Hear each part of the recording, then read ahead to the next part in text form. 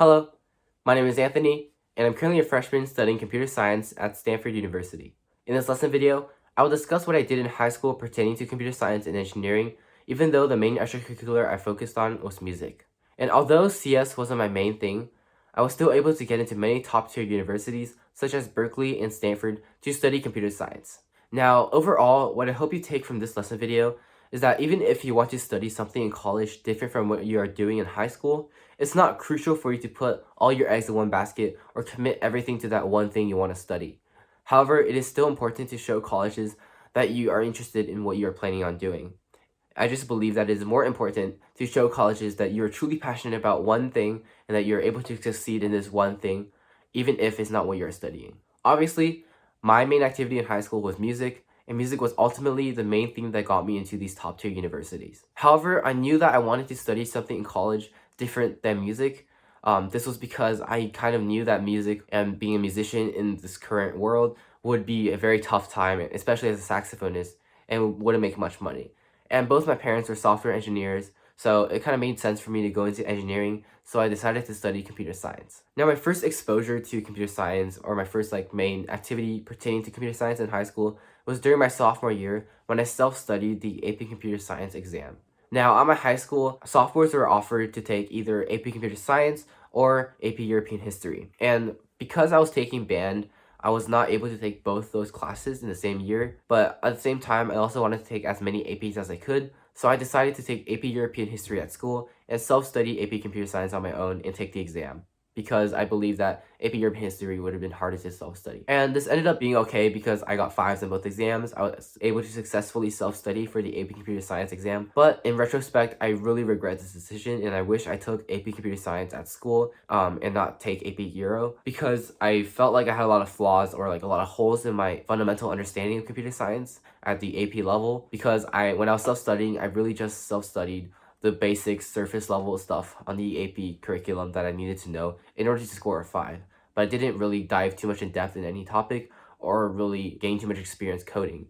I just studied the concepts I needed to know. And because of this, I felt like I had a lot of holes, and I was not very confident in my computer science skills for the very first few years, and it took me a while and a few more CS classes to really build up my confidence to where I am today. But I know I would have felt much better if I just took the CS class at school and started from the bottom. The next main extracurricular I did pertaining to engineering and computer science was during my junior to senior summer during COVID-19's quarantine. I actually reached out and got a summer internship at a small AI startup company that was focused on computer vision. And at this company, I helped train their hand tracking technology and also did a lot of market research for the CEO and CTO. But overall, it wasn't very transforming for me, mostly because it was a virtual internship and not in person, and COVID-19 also impacted everything, so it wasn't too impactful, and I didn't really feel like I learned a lot about being an intern in the real world. And that same summer, I also took a course at Stanford Pre-Collegiate Studies Summer Institutes. I took the AI course there, and I think it was over 2 weeks. We,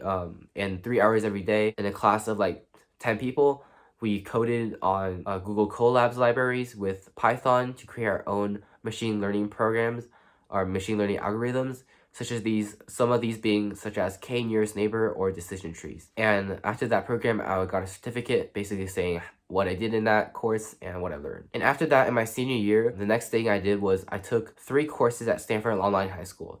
And to put Stanford Online High School in context in my high school career, in my junior year, I realized that after my junior year, my high school no longer offered the courses on the next level of some of the classes I already took, such as AP Physics 1 and 2. I already took those, and AP Physics B, Calc BC, which I also took in my junior year.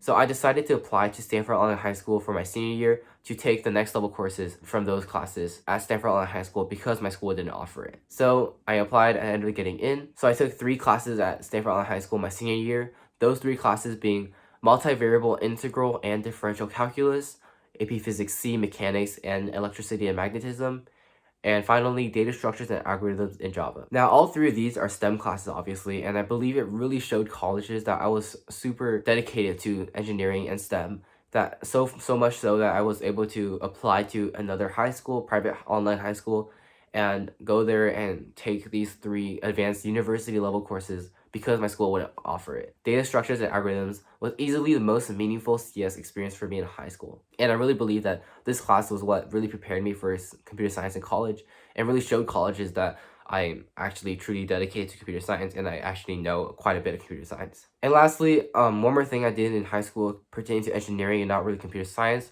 was that every year I actually led a team to compete in this electric bicycle building competition in the Bay Area called Silicon Valley Clean Energy Bike to the Future competition.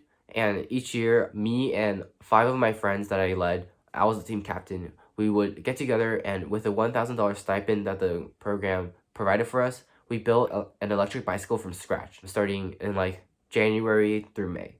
And basically we start from a complete scratch, like bicycle frame, to building our own electric bicycle by adding components such as the motor, the transformer, making our own battery, putting those all together to create our own electric bicycle. At a competition day in May, teams across the Bay Area would come together to compete and show off and compare their electric bicycles. The winners would win a cash prize, and in my freshman year, we actually won the 3rd place prize for $2,500. So yeah, that's about most of, or if not all, of what I did pertaining to computer science and engineering in high school.